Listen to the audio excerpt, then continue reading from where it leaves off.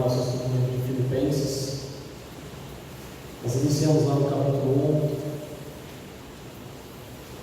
1, esse livro tão fantástico e maravilhoso que o apóstolo Paulo traz como ensinamento sobre as nossas vidas.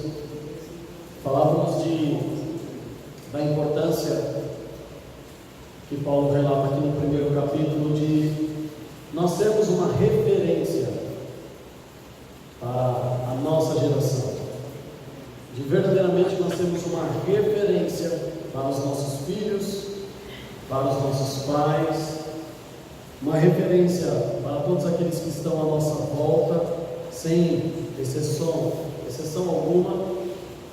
E Paulo era essa referência para essa igreja. Paulo era essa referência para os irmãos, e assim os irmãos também verdadeiramente alimentavam o ministério de Paulo, trazendo ânimo por tantas coisas necessárias que ele estava vivendo, as suas aflições, as suas prisões, também trazia edificação à igreja, e isso era muito bom. E Paulo vem ensinando sobre isso, sobre uma série de coisas na qual falamos na semana passada, e hoje nós vamos retomar a partir do versículo 27, do primeiro capítulo dessa carta.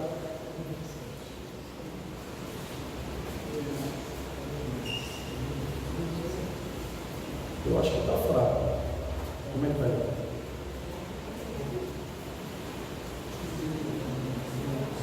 Todos acharam? Filipenses, capítulo 1.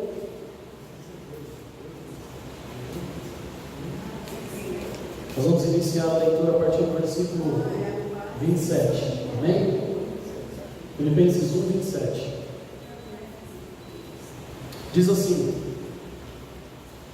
somente deveis portar-vos dignamente, conforme o Evangelho de Cristo, para que, quer vá e vos veja, quer esteja ausente, ouça acerca de vós, que estáis no mesmo Espírito, combatendo juntamente com o mesmo ânimo pela fé do Evangelho. Amados, existe um ponto em comum de tudo que nós vamos ler daqui para frente, iniciando neste versículo.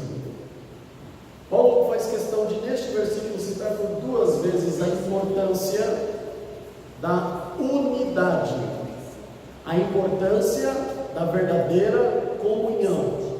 Ele diz assim, que estes irmãos deveriam se portar conforme o Evangelho que eles aprenderam, o seu comportamento, a sua postura. E quando ele está falando da necessidade da igreja se portar baseado naquilo que tem aprendido na palavra, ele usa como uma referência, dizendo que todos deveriam estar no mesmo Espírito. No mesmo Espírito, e ele continua o versículo dizendo que deveriam combater juntamente. Ele está exclusivamente tratando de um assunto chamado aqui, amados, no século 21, de corpo de Cristo, unidade de Cristo. A Bíblia cita isso de várias formas, e nesse último século que nós temos vivido, a igreja fala-se muito disso, mas pouco entende, pouco compreende e vive. A importância que ele traz a essa igreja, talvez essa seja uma igreja que ensinou e que muitas vezes foi um ânimo para Paulo, é porque essa igreja tinha uma característica incontestável, que era a unidade. Olha só, quando ele fala que todos deveriam estar e viver e experimentar tudo no mesmo Espírito e combater juntamente, é porque a unidade é uma das principais características da igreja do Senhor. E quando a gente fala de igreja, automaticamente o nosso cérebro entende comunidade. Não, igreja do Senhor sou eu, igreja do Senhor é você. Então é necessário que ambos, eu e você, estejamos sentindo o mesmo Espírito, combatendo da mesma forma, tendo uma mesma fé, vivendo da mesma maneira, falando todos uma única só coisa. Por que Paulo fala disso? Porque existe um grande segredo tão importante, que é viver em unidade. E não somente na igreja, mas em todos os outros aspectos e sentidos. empresas divididas, famílias divididas, casamentos divididos, relacionamentos divididos. Parece que tem a necessidade de explicar isso, mas não deveria, porque Jesus diz que é impossível um reino dividido subsistir, permanecer, se estabelecer, crescer, ser edificado. A divisão não causa crescimento, em nenhum momento, de nenhuma forma. A divisão só serve para destruir.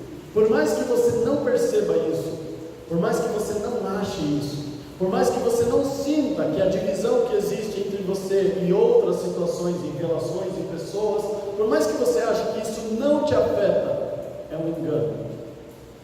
É um engano daquele que veio para matar, roubar e destruir. Se Deus diz na sua palavra em Gênesis 2 que não é bom que um homem esteja só, por que nós queremos nos isolar? Se Deus diz na sua palavra que é muito melhor dois do que um, por que então queremos nos isolar? Se Deus diz na sua palavra, congregai-vos, por que então cresce o número de pessoas dizendo assim, não, eu continuo servindo a Deus, mas na igreja eu não vou, eu quero servir aqui na minha casa, sozinho e isolado? Não percebe que estas escolhas estão associadas a uma estratégia do diabo, de dividir. Sun Tzu falava isso na Arte da Guerra, que uma das estratégias é dividir para destruir.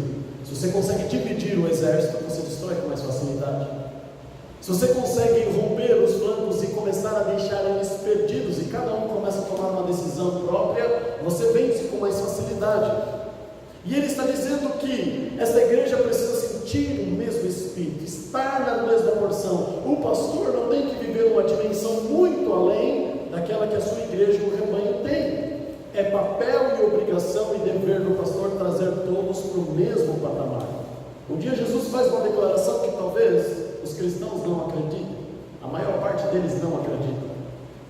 Na prática, se você perguntar, ele fala que acredita, mas na prática ele não acredita. Um dia Jesus diz assim, olha, não fiquem espantados, um dia vocês vão fazer coisas maiores do que eu faço. Ah sim, concordo. Na prática não concordo. Na prática nós não aceitamos e não acreditamos nessa palavra. Jesus está dizendo assim, não é que vocês vão estar no mesmo nível, vocês vão fazer mais do que eu. Vocês vão produzir mais do que eu produzo.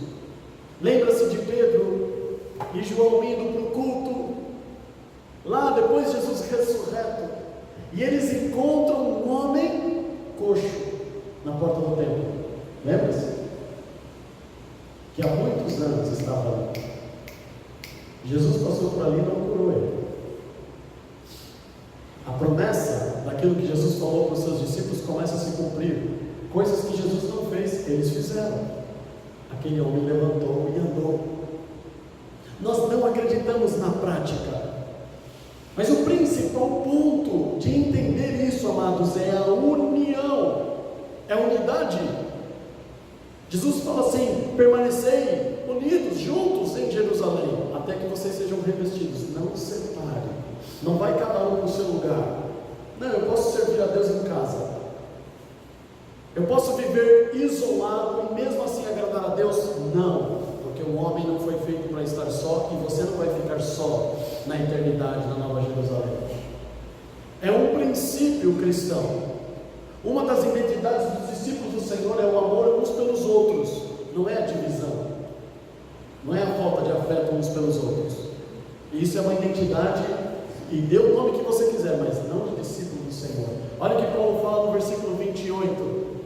Em nada vos espanteis do que resistem, ou que para eles, na verdade, é indício de perdição, mas para vós, de salvação, isto de Deus.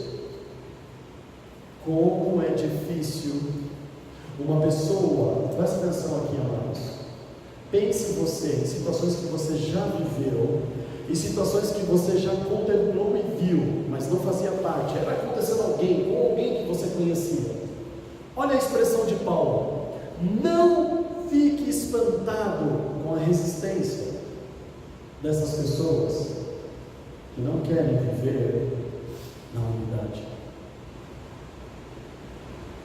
Não se espante como as pessoas têm uma dura cerviz, elas não querem. Quer ficar em casa, os chamados hoje, na atualidade, chamados desigrejados. E por mais que você tente falar, por mais que você tente ensinar, por mais que você mostre na Bíblia, não quer saber. Não perdoa a igreja, não perdoa o pastor. Não consegue viver em união e resiste bravamente aos seus conceitos e aos seus valores. O segredo desta igreja, amados, que Paulo vem relatar com muita intensidade, é porque ela não se prendia a ressentimentos, mas ela crescia na graça e no conhecimento do Senhor em unidade. Não se espante, porque para esses que resistem, você que vai para a igreja e não fica em casa, para eles você está perdendo tempo, você está destruindo e perdendo a sua vida. Para que você vai lá para se machucar, para se ferir? Você vai lá uma hora, tudo bem, está tudo bem hoje, mas uma hora você vai se decepcionar, mas uma hora as pessoas vão te trair, mas em algum momento alguém vai dar as costas para você e vai te deixar de lado, que aí vai, é loucura. Para esses que resistem, viver em união, para esses que resistem, viver em unidade é loucura, é tolice. Você quer viver, é uma escolha sua, eu não vou. Para quê? Para me machucar? O problema é que nós achamos que sabemos amar, mas a Bíblia nos ensina coisas totalmente diferentes daquilo que aprendemos desde criança. Eu não amo porque você merece. Eu não perdoo porque você merece. A Bíblia nos ensina a perdoar não porque merece, nem amar porque merece. É mandamento, você tem que obedecer e pronto. Não é se merece, é porque é necessário. É porque você tem uma dívida, e se você não pagar a sua dívida, você vai ser cobrado. Lembra do credor incompassível? Quanto Deus me perdoou, e eu não consigo perdoar. E eu não consigo perdoar a igreja, eu não consigo perdoar o pastor. Por isso eu quero viver a minha vida cristã lá em casa, isolado. Cuidado, amados, porque o Senhor diz que aquele que não foi capaz de perdoar, foi chamado até a presença do rei, e foi lançado para fora da sua presença para viver em tormento. Por quê? Porque não conseguiu perdoar uma dívida desse tamanho, e Deus perdoou uma dívida incalculável. Ele está dizendo, não se espante, eles são duros na queda, eles são resistentes, não conseguem se curvar. Eu morro, mas eu não vou perdoar, eu não vou voltar atrás. Eu prefiro viver a minha vida cristã aqui em casa, sozinho, aqui eu não me decepciono. Sim, aí você não se decepciona, mas é uma decepção para Deus, porque não é para isso que o Senhor nos chama. Continua, olha o versículo 29. Porque a vós vos foi concedido, em relação a Cristo, não somente crer nele, como também padecer por ele. Por que ele usa essa expressão? Ei, presta atenção. O seu dever como cristão não é só crer em Cristo, mas é que se tiver que resistir, sofrer, para se parecer com ele, você tem que padecer. E ele amou a Judas, que o traiu, e ele sabia que era Judas. E ele amou a Pedro, que o negou, e ele sabia que Pedro ia negar. Ele fala assim: ei, Diogo, você tem que crer em Cristo, sim, mas também você tem que pagar o preço por se parecer com ele. Isso significa padecer. Padecer o quê? Ao invés de você resistir, ser duro, é difícil, claro que é difícil, dói, mas é necessário. Viver em unidade não é fácil. Todos aqui temos família, e como é difícil viver em família. Aí agora inventaram esse negócio de grupo de WhatsApp de família. Meu Deus do céu, eu não sei de vocês. Eu já fui mudado de grupo de família 2 vezes. Criaram um grupo, me colocaram lá, daqui a pouco o grupo acabou, eu fiquei sozinho. Eu tenho um grupo de família que eu estou sozinho. O grupo tinha 45 pessoas quando me colocaram. Não tem mais ninguém no grupo, só está eu lá. Aí criaram um outro grupo e me colocaram nesse outro grupo. Eu falei assim: não, eu não vou ficar aqui, eu vou ficar no outro grupo. Se vocês quiserem, vocês que voltem para lá. Só que para voltar para lá, só eu posso colocar. Eu não coloco ninguém. E ninguém pode falar que eu não estou no grupo da família. Eles que saíram. Eu estou. E é uma paz aquele grupo. Ninguém fala nada. É uma delícia. Nas épocas das eleições não teve uma discussão. Nada. Amados, ele está dizendo o quê? Porque foi concebido você viver com Cristo, não só crer, eu creio em Jesus, Senhor, que tu tens, mas eu preciso também entender que se parecer com o Senhor é pagar preço, é renúncia, dói. Eu estava aqui, amados, eu cheguei um pouquinho atrasado no horário de costume, nós estávamos aconselhando um rapaz, nós começamos um discipulado, e acabou extrapolando porque, enfim, primeira vez, primeiro dia sempre é assim. E por quê? Porque não quer dar o braço a torcer, briga com a esposa, não quer dar o braço a torcer, a esposa também não quer dar o braço a torcer para o marido, e um acusa o outro, mas foi ele, mas foi ela, e ali, amado, resistindo, e o que Paulo está nos ensinando, olha, nós temos que crer em Cristo, mas entender que ele abriu mão do que ele tinha, para fazer o que o Pai mandou. E nós não abrimos mão das nossas convicções, nós não abrimos mãos das nossas verdades absolutas para viver em comunhão. Olha o último versículo desse primeiro capítulo, 30. Tendo o mesmo combate que já em mim tendes visto e agora ouvis está em mim. Percebe que ele continua falando de unidade. O combate que vocês estão combatendo, eu também combato. Percebe que nós estamos na mesma guerra. Percebe que é difícil para você, mas também é difícil para mim. É o mesmo combate. Você está travando a mesma luta que eu travo todos os dias. Isso é unidade. A mesma luta que Cristo travou, a mesma luta que eu travo, é a mesma luta que você trava. Então não ache que para mim é fácil e para você é difícil. É o mesmo combate.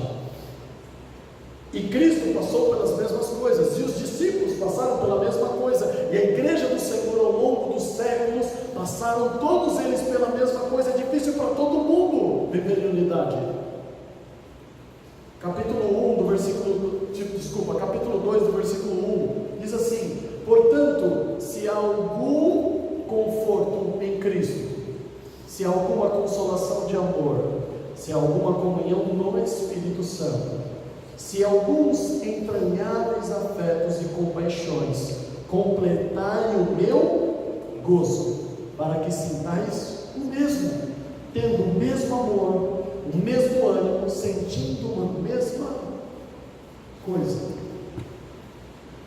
Quem faz as divisões dos capítulos e dos versículos não é o autor do livro. Foram outras pessoas que fizeram a divisão do capítulo 1 com o capítulo 2, mas na verdade tinha que continuar. Ele está falando do mesmo assunto. Eu e você, nós precisamos sentir a mesma coisa. Presta atenção, amados, o que é a igreja do Senhor. Nós estamos lendo o apóstolo Paulo, e o que a gente pensa? O apóstolo Paulo está lá em cima. E onde estão os membros da igreja? Lá embaixo. Isso eu e você pensamos, mas na prática, o que ele está dizendo? Ei, mandem notícias de vocês. Falem para mim o que vocês estão vivendo e experimentando de Cristo, porque eu não estou experimentando o que vocês estão experimentando. Eu preciso aprender de você. Eu preciso crescer com você. Nós não podemos estar distantes uns dos outros quando se fala do reino de Deus. Nós temos que estar sentindo a mesma coisa. Se eu consigo perdoar, por que você não vai conseguir? Se você consegue amar, por que eu não vou conseguir? Tem que ser a mesma coisa. Complete o meu ânimo. Me mostra. Me dê um exemplo. Fale alguma coisa de você para mim, para que eu aprenda, para que eu entenda como combater essa dureza que ainda insiste em mim. Sentindo uma mesma coisa. Mas ele fala assim, amados, olha, se há algum conforto em Cristo. Por quê? Porque talvez o motivo da divisão é algo que te incomoda. Ele diz, se há alguma consolação de amor, porque talvez o que te levou a separar foi uma decepção de amor. Você investiu, fez tudo, lutou por aquela pessoa e ela deu as costas. Ele continua dizendo assim: se há alguma comunhão no Espírito, se o problema é além da relação entre as pessoas, se o problema é espiritual, você acha que não existe problema? Desavenças? A Bíblia nos ensina, o salmista fala assim, Jeremias também diz, tem momentos que nós nos decepcionamos com Deus. Podemos estar enganados? Com certeza estamos enganados. Mas onde está o problema? E ele continua dizendo: se algum entreabre afeto e compaixão, me fala, compartilha comigo. Nós precisamos sentir a mesma coisa. Complete a minha alegria. Eu já estou feliz. Ele iniciou lá o capítulo falando da alegria, do desejo de estar junto com essa igreja. Mas se existem coisas que eu ainda não estou experimentando e vivendo, compartilha comigo. Olha, amados, porque eu falei para os irmãos isso, nós falamos na semana passada, que este livro é um livro em que o escritor, é um dos poucos livros na Bíblia, em que o escritor está nos ensinando algo, não só trazendo conselhos, mas também ele como o próprio exemplo. Eu sou um apóstolo, vivo e experimentei muitas coisas que talvez homem algum sobre a terra experimentou e vai experimentar, e mesmo assim, ele se dirige à igreja como se a igreja tivesse coisas para acrescentar que ele não tem. Ele não se sobrepõe à igreja. Isso é unidade. E não é uma demagogia. Ele está dizendo: completa o meu gozo. Eu preciso, nós vimos isso na semana passada, que muitas vezes, olha, amados, que interessante, Paulo está dizendo o quê? Que em alguns momentos da sua carreira cristã, a existência da igreja, dos irmãos em Filipenses, foi o motivo do seu ânimo, porque era uma igreja unida. Ele continua dizendo assim no versículo 3: nada, não é algumas coisas, ou como der, nada façais por contenda, ou por vanglória, mas por humildade. Cada um considere os outros superiores a si mesmo. Vou falar uma coisa para os irmãos aqui, e sinceramente eu não me importo se você acredita ou não, é Bíblia. Se você conseguir achar na Bíblia e contrapor, fique à vontade. Tiago capítulo 4, versículo 1: de onde vêm as guerras e as pelejas entre vós? Por que vocês brigam uns com os outros? Aí ele mesmo responde ainda no versículo 1: a saber, não vem disso? Dos vossos próprios deleites? Por que você briga? Por que você guerreia com alguém? Ele está dizendo: sabe por que você briga? Sabe por que você guerreia? Porque você quer que o outro faça aquilo que você gosta, e quando faz aquilo que você não gosta, você briga, e aí você quer impor a sua vontade, e ele do outro lado quer fazer o quê? Impor a vontade dele, e aí nasce a guerra. O que ele está dizendo aqui? Nada façais por contenda ou por vanglória. Existe arrogância em todo conflito. É Bíblia. Todo conflito nasce por arrogância. É porque não existe humildade. Porque se existisse humildade, não existiria conflito. É isso que ele está dizendo. A contenda, a briga, a separação, a divisão existe por causa de arrogância. Vanglória, não por humildade. E o que é pior é que o versículo 1 do capítulo 4 de Tiago acaba o versículo, mas não acaba o ensinamento. O versículo 2 mostra que a coisa piora para estes. O último versículo do capítulo 3, ou seja, o versículo que antecede o versículo 1 do capítulo 4, diz que a paz é um exercício. Eu tenho que semear a paz, eu tenho que exercitar a paz. E o que Paulo falou aqui um pouquinho atrás, nós lemos? Que crer em Cristo é necessário, mas também padecer, sofrer, porque semear a paz requer exercício.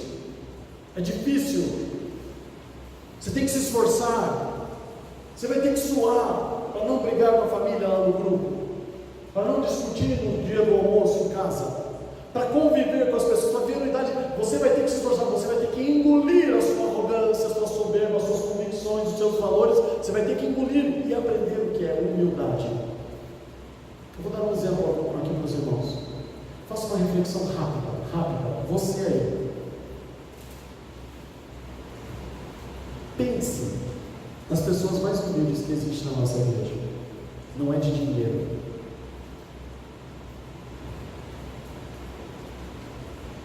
Essas pessoas não brigam com ninguém. Essas pessoas não têm desavença com ninguém. As pessoas mais simples, elas não têm problema com ninguém. Aonde estão os problemas? Aonde estão as divisões? Com aqueles que impõem os seus pensamentos, os seus valores. Aqueles que impõem assim, não, mas eu não concordo com isso. Ah, mas eu acho que é assim. A Bíblia não diz que nós temos que ser filhos, nécios, ignorantes, que não têm opinião, que não sabem pensar. Não, a Bíblia não diz isso. A Bíblia diz que eu tenho que jogar no lixo tudo isso. E eu tenho que pensar como Cristo pensa. E eu tenho que agir como Ele age. E eu tenho que não somente crer como Ele creu, como Ele acreditou em nós, mas eu também tenho que viver como Ele viveu. A briga e a contenda é arrogância. Porque os fariseus queriam crucificar e odiavam Jesus? Porque Jesus estava desmascarando eles. Porque Jesus estava acabando com a mentira deles. Porque Jesus estava despindo eles e mostrando para toda a sociedade a hipocrisia que existia no meio deles. E eles, ao invés de se arrependerem, porque é um ato de humildade, o que eles fizeram? Por vanglória, levaram ele à cruz. A contenda só existe quando não existe humildade de ambas as partes. Ah, é verdade, Diogo. A contenda existe quando a pessoa é arrogante. Ela é arrogante. Eu não. Por isso que a gente não consegue se dar bem. Os dois.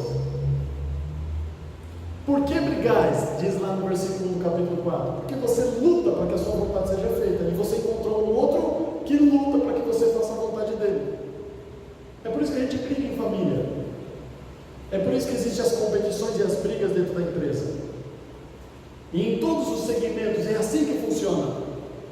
E ele fala que o segredo é o quê? Por humildade, considere a cada um outro superior a si mesmo.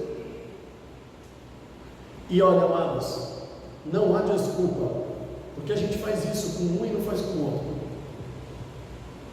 Uma vez eu vi um jovem falar isso: cara, é muito difícil engolir certas coisas. Tá bom, mas por que no teu trabalho você engole tudo que o teu chefe terrível faz? Por que você não discute com ele? Por que você nunca agrediu ele? Por que você nunca falou umas verdades para ele? Por que lá você consegue ficar quietinho, sair com o rabinho entre as pernas, e sem abrir a boca, vai para a sua mesa e senta e fica quietinho lá? Por que lá você consegue? Porque lá você vê interesse.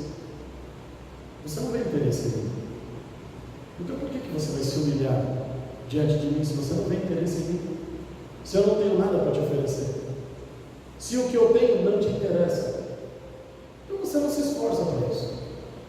Agora lá, se eu brigar, eu vou para a rua e não consigo pagar minhas contas. Então eu engulo, porque você vê algo que te importa. E ele fala: você precisa considerar todos como seus chefes, como seus superiores. Você sabe viver assim. E esse é o problema, amados. Nós vamos chegar diante de Deus e não vai haver como justificar, porque Deus vai falar assim: Diogo, mas você conseguiu com a Natália, por que você não conseguiu com a Edna? Saber fazer você sabia, interesse você não tinha. Esse é um dos problemas.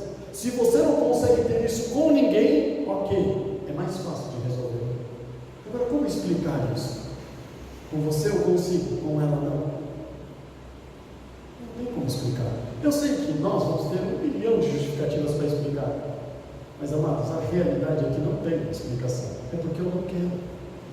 Continuemos, versículo 4. Não atente para cada um para o que é propriamente seu, mas cada qual também para o que é dos outros. Olha esse versículo fora de contexto. Nós vamos ler só ele hoje. O que parece que a Bíblia está dizendo? Você tem que se meter na vida de todo mundo. Não é isso? Ele fora de contexto, ele me dá legalidade para me meter na vida de todo mundo. Não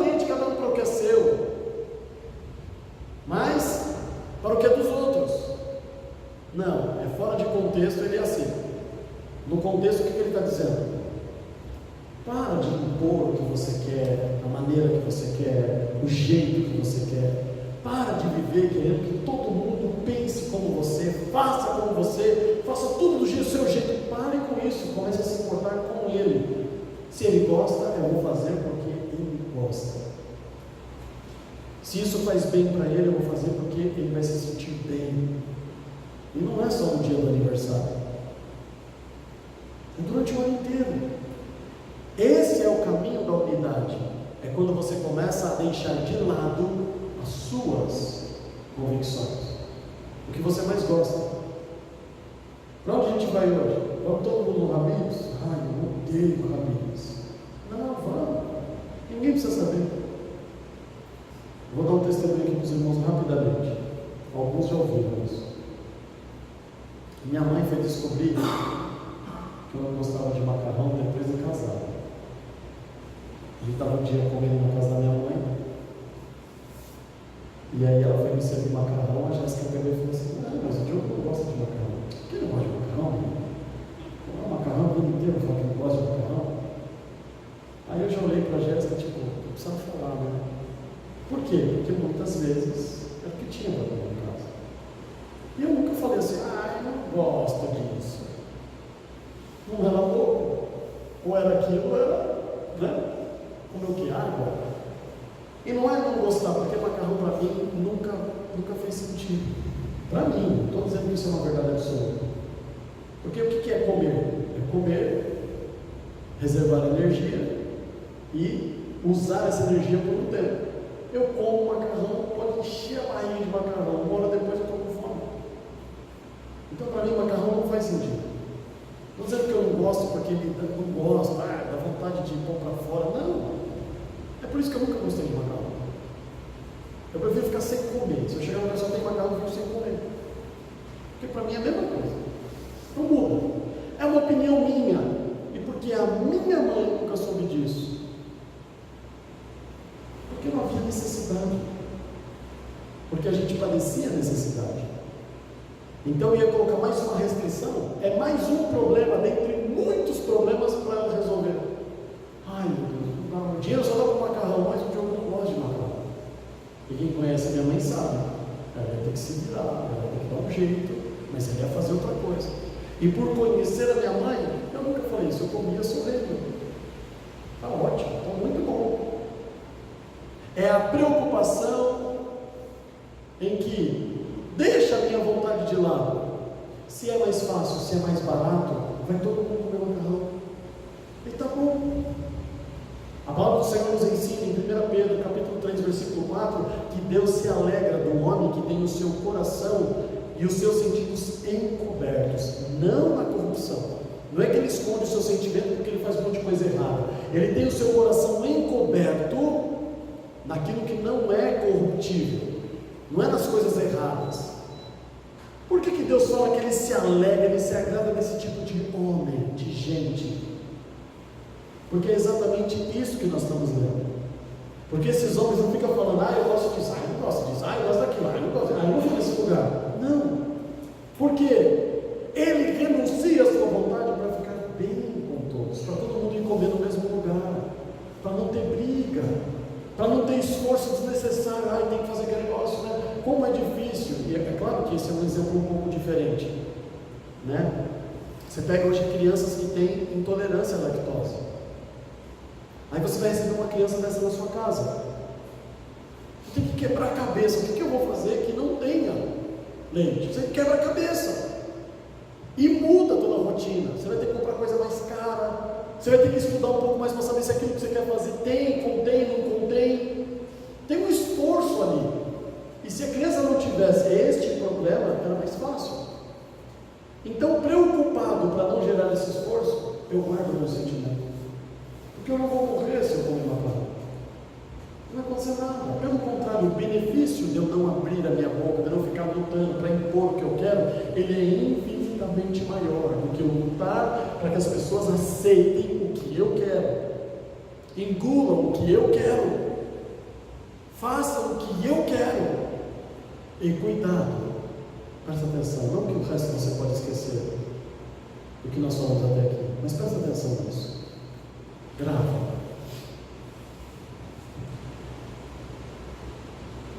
É bem provável que eu e você tenhamos a plena convicção de que isso não se encaixa em nós. Não, eu não sou assim.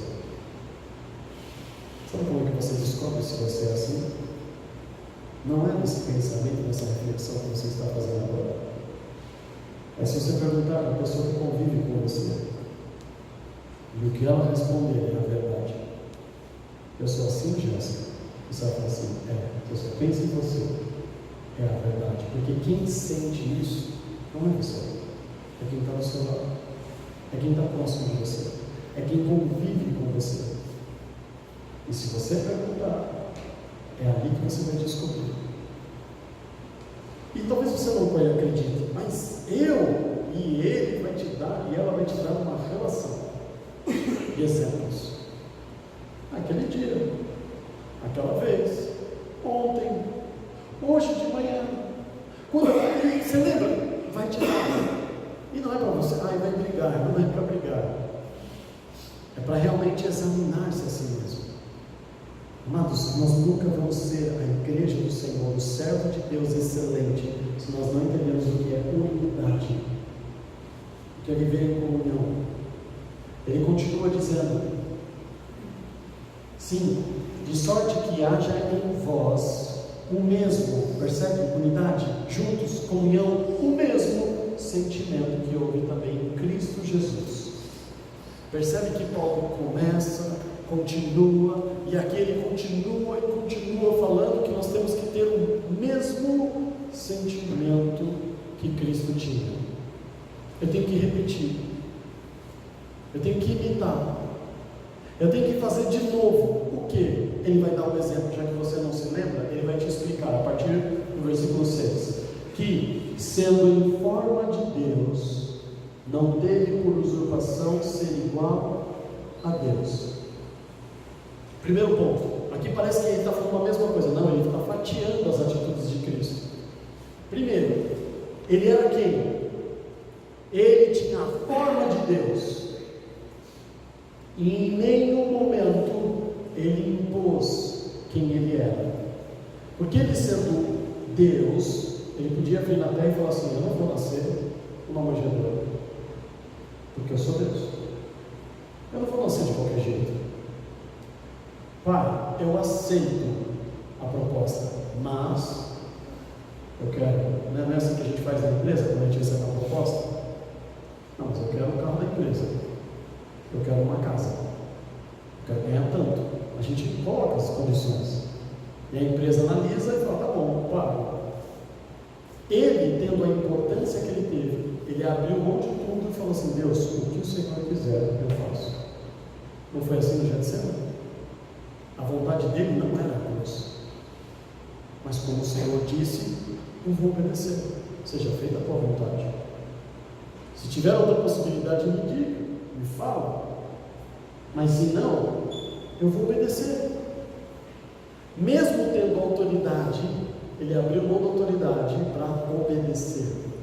Primeiro ponto, mesmo você tendo uma posição superior a quem está do seu lado, você não pode se sobrepor. Mesmo você tendo mais experiência e bagagem, mesmo você tendo mais recursos e condições, a vida cristã não é medida desta forma. Você não pode se sobrepor. E a maioria das brigas e contendas é porque eu sei o que eu estou falando. Ele não entende. Ela não entende. Eu sei, eu já vivi isso, eu já passei por isso, eu tento colocar, mas não entra. Você toma o cálice da arrogância como se você tivesse a verdade, a posição, a solução do problema, e ele não aceita. Ele continua dizendo, 7, mas aniquilou-se a si mesmo, tomando a forma de servo, fazendo-se semelhante aos homens. Ele tendo o poder para mudar tudo, a autoridade para mudar tudo, ele não andou e viveu como aquele que veio para resolver tudo. Por isso os judeus não aceitaram. Porque ele veio perguntando: o que você precisa? Eu quero ser curado. Percebe que Jesus veio para salvar aquilo que havia perdidos. Jesus veio para salvar aquilo que se perdeu. E se você pensar dessa forma, presta atenção nessa reflexão, amados, presta atenção. Jesus veio para nos salvar, ok? E aquela multidão de coxo, cego que ele curou, que era o curado, dava as costas e ia embora, e sumia. Pensa comigo, está certo Jesus desperdiçar o seu tempo com pessoas que não entenderam, ajudar, beneficiar pessoas, curar pessoas que não entenderam quem ele era? Na minha concepção está errado.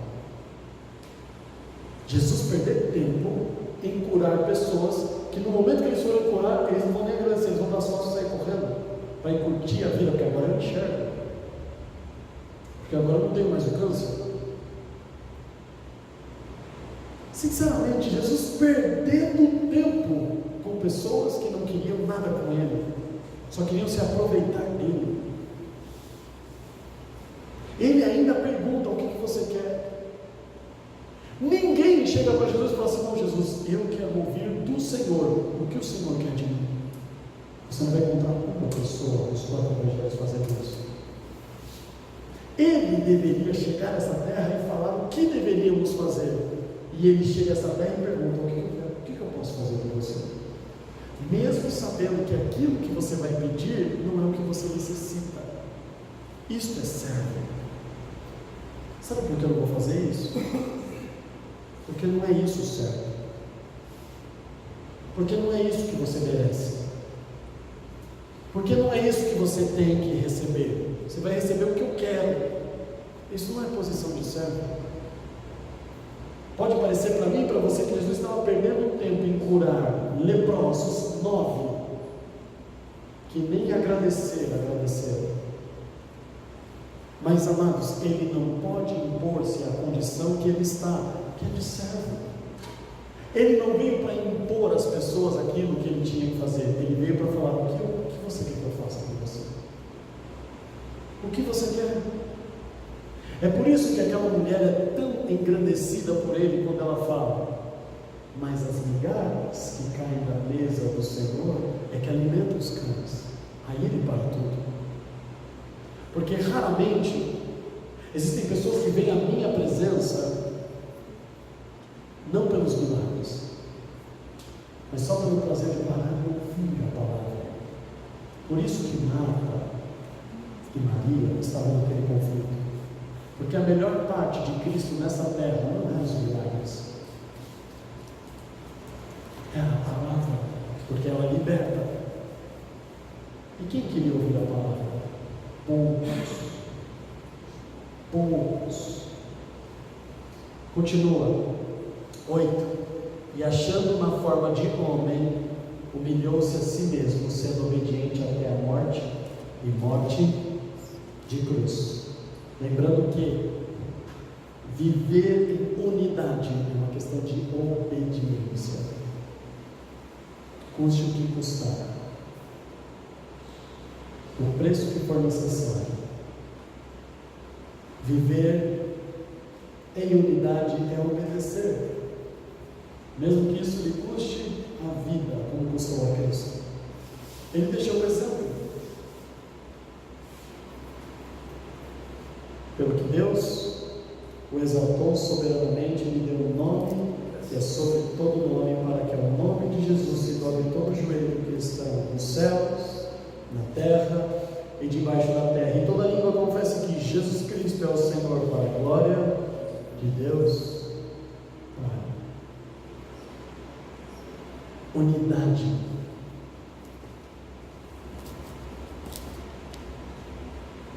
De onde vêm os pelejas e as guerras entre vós? A saber, não vem disso? Desta luta incessante em convencer, em dizer o que o outro deve fazer. E aí no versículo 2 de Tiago fala o que? No capítulo 4, cobiçais, você deseja, você quer conquistar, que você nunca vai receber você pede é pensando em si mesmo. Observe as nossas orações. Nós vamos começar nesse domingo a falar sobre oração. Nós vamos ficar por um tempo falando sobre isso. As orações, amados, não são para você ir lá diante de Deus como um grande garçom que ele parece ser para muitos e ficar pedindo. Cuidado com o que você pede. Existem muitas pessoas pedindo heresia para Deus. Existem muitas pessoas pedindo pecado para Deus. Existem muitas pessoas pedindo coisas que é para o seu próprio deleite e nunca vão receber da parte de Deus. Por isso, amados, entender o que essa igreja é e representar o Paulo passa por compreender o que é unidade. Sentir a mesma coisa, ter a mesma fé, pensar a mesma coisa, ter sentimentos semelhantes, compreender, viver e ouvir a mesma palavra. Hoje, como eu compartilhei com os irmãos onde nós estávamos há pouco, é muito interessante isso. A pessoa que disse isso nem sabe o que nós estamos falando. E ele falou assim: ontem eu estava com o Digão e ele me falou uma coisa, cara, que tocou meu coração. Aquilo me fez refletir. Eu falei: é mesmo? Aí ele pegou e falou o que era. Eu fiquei ainda mais feliz, sabe por quê? Porque o que o Digão falou para ele é aquilo que nós estamos falando aqui. Então ele repetiu o que você disse? Não, nós estamos falando a mesma coisa. É o mesmo sentimento, é a mesma palavra, tem que estar na mesma porção. Eu tenho que enxergar o que você enxerga, você enxergar o que eu enxergo. Você tem que ter as mesmas experiências, as mesmas convicções e valores. É isso que é o corpo de Cristo.